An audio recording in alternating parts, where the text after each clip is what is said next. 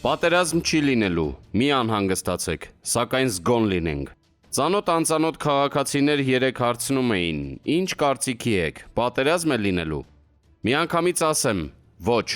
Փաստը մնում է փաստ, որ մենք մեր լեռների մեջ գերի ենք, որովհետև շրջապատված ենք անհուսալի հարևաններով։ Արևելքը կրակի տակ է և մենք, որ արևելքի արևն էինք, այսօր կիսալուսին էլ չենք մնացել։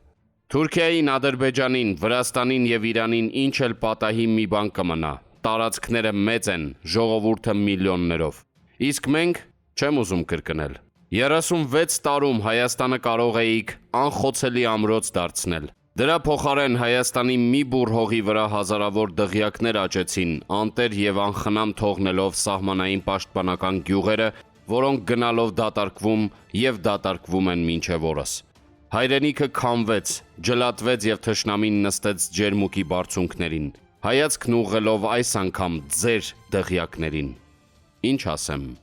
Առայժմ պատերազմ չի լինելու, բայց Նժդեհն ասում էր. պատերազմում հաղթում է նա, ով պատրաստ է պատերազմի։ Ես ձեզ հուշել եմ, հզոր գիտնականներ ունենք, ամուր պահեք նրանց և ապահովեք ինչով անհրաժեշտ է, որ անխոցելի դարձնենք մեր ինքնապաշտպանությունը։ Ամեն հայի համար հայրենիքը սրբություն դարձրեք, որ գաղութ չդառնանք։ Գրում է գրող հրապարակախոս Ռուզան Ասատրյանը։